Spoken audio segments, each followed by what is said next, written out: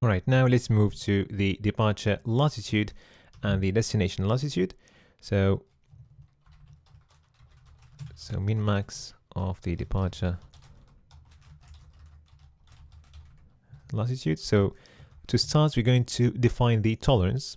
Okay, I'm going to call it delta latitude departure. Okay, so the way to calculate that was by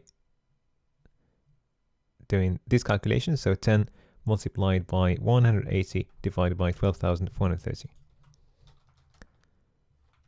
So our surge radius, in our case 10, multiplied by 180 divided by 12,430.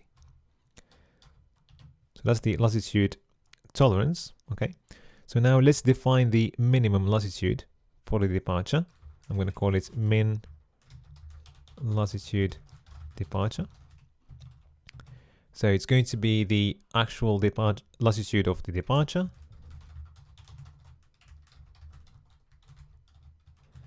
minus the tolerance.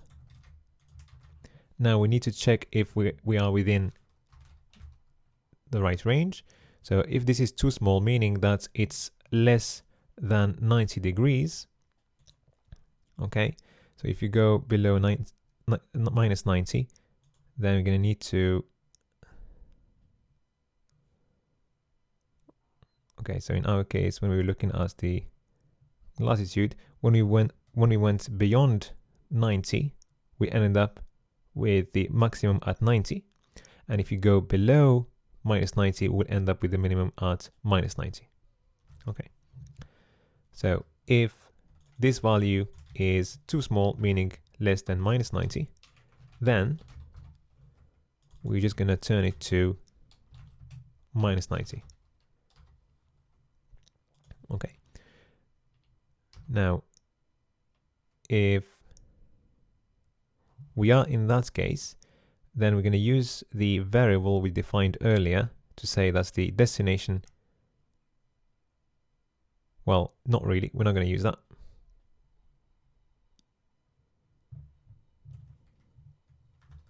Now we're going to do the same thing with the maximum latitude for the departure. So I'm going to call it max latitude departure, and it's going to be the departure latitude plus the tolerance. And in our case, we're going to check if this variable is too big, meaning that it's greater than 90. If that's the case, then we're going to turn it to 90. Okay, and the query is going to be the same whether we are within the range or outside the range, unlike what we did with the longitude. Okay, so we don't need to define a couple of variables, okay, to determine whether we are within the range or not for the latitude, but we really needed that for the longitude. Okay, so now we are going to build our query. So the query is going to start with something saying select all records from our table, which is car share trips where. Okay, and now we're going to add the conditions. So let's start with the departure longitude. Okay, now we need to be specific. We're going to check the departure longitude variable to check whether we are out of range or not. So if we are out of range, then our query is going to look like something. Otherwise, it's going to look like something else. Okay, so if we are out of range, this means that we are in a situation like this one. So we're going to have two intervals, and we're going to look for locations with a longitude greater than that min or smaller than that new max. Okay, so if we look at our example here, this is what we're getting. So in the query, the second line or the second condition is departure longitude greater than this min or departure longitude smaller than this new max. Okay. So we're going to add to the query something saying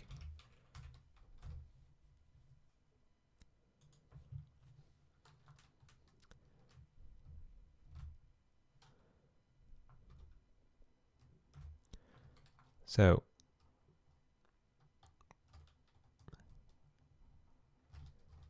we're going to look at the departure longitude, okay, either greater than the min, which is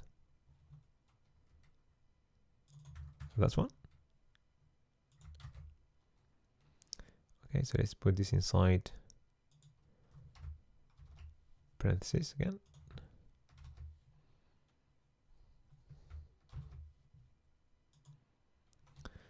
Okay, or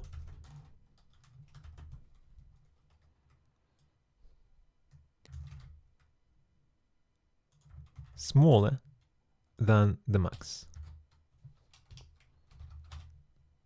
Okay, else we're going to have a regular one, which is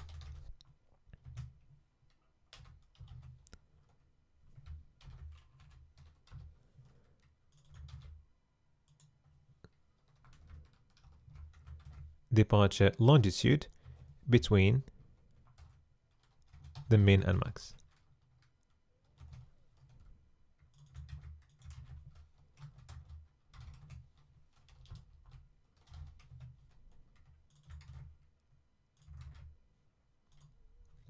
All right, so now let's move to the departure longitude.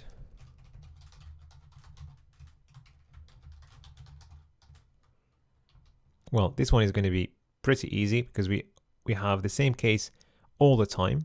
Okay, so we're just going to add to our query something saying that the departure latitude is just between the min and max. So we're going to need an and here, and we want the departure latitude to be between the min and max. So the min latitude for the departure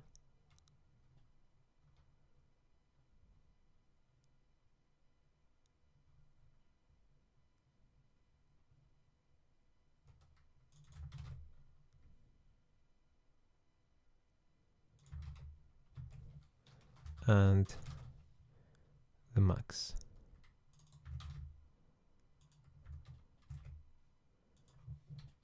Okay, so before going ahead, I'm missing here the min-max destination latitude. Okay, so we've done the departure, but we didn't do the destination. So let's just copy that. And I'm just going to change everything here, saying departure to destination. Okay, so I'm just going to pause the video and change all departures to destinations in this code. All right.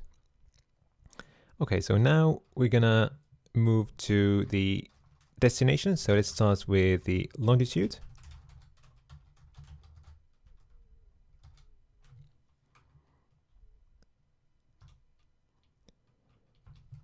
So we're going to have a similar code to the departure longitude. I'm just going to change anything saying departure to destination.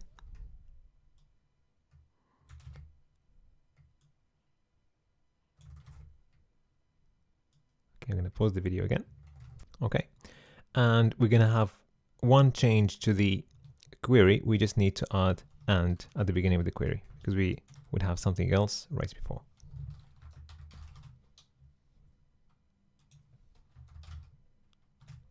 Okay, so we didn't have and right there because that was the first one, the first condition.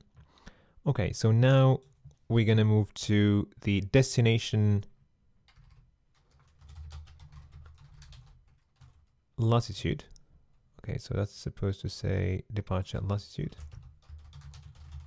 And this one is the destination latitude.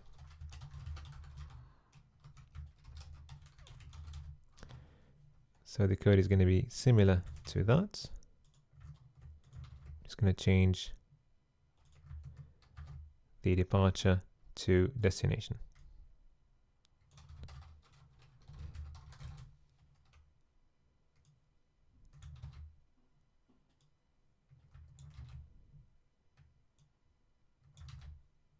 All right. Now we've got our query. All right. So I would suggest you have a quick look and make sure that there are no errors, okay, or anything that you mistyped. And once you're happy with everything, then you can run the query.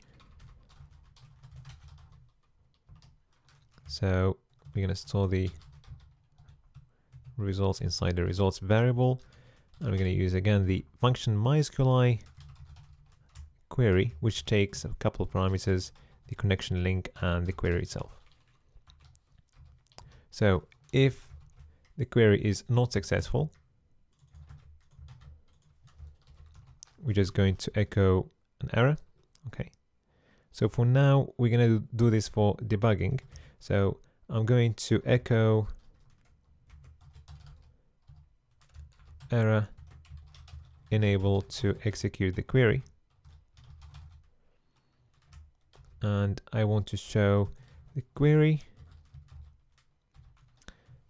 and I want to show the error just for debugging purposes.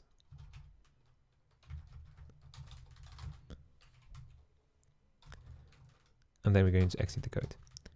So basically you would do this just for debugging, okay? So you don't need to do it for the final website.